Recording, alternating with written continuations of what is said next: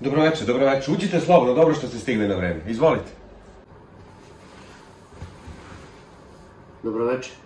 Baš hrabro od vas što ste došli ovde. Dakle, ovo je grupna terapija za ljude koji su zavisnici, teški zavisnici. Slobodno se opustite, komotno, jasno i glasno možete da se predstavite i da nam kažete od čega ste vi zavisni. Mogu ja? Da. Ja sam Nikola Milenković, imam 29 godina i zavistan sam od stand-upa.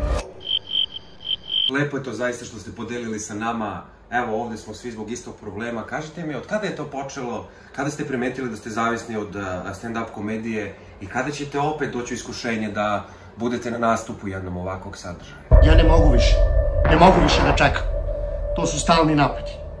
21. maja Akademija 28, u 19:30 Kruševac geto.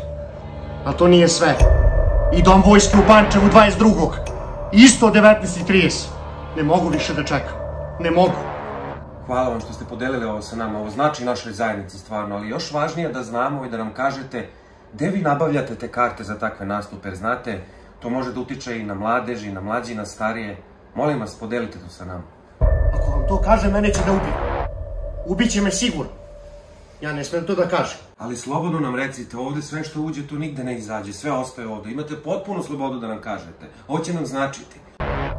Tiket.rs i na blagajni Akademija 28 kao i u Domu vojske u Pančevu. Nemojte da kažete niko, molim vas. Da, baš lepo što ste ovo zaista podelili sa nama. Pa tu si ptico, a šta si mislio da samo za sebe uzmeš karte, jeli? Momci, trk na blagajnu svi u Akademiju 28 i u Dom vojske u Pančevu. Pa nemojte, molim vas. Nemojte, molim vas. Molim vas, nemojte. Sine, sine, šta ti? Sine, budi se. Majka, gde su meni karte za Kruševac geto? Tu su ti, sine, u prvoj fioci, šta si sanjao, sine? Dobro. Ajde, spavaj se.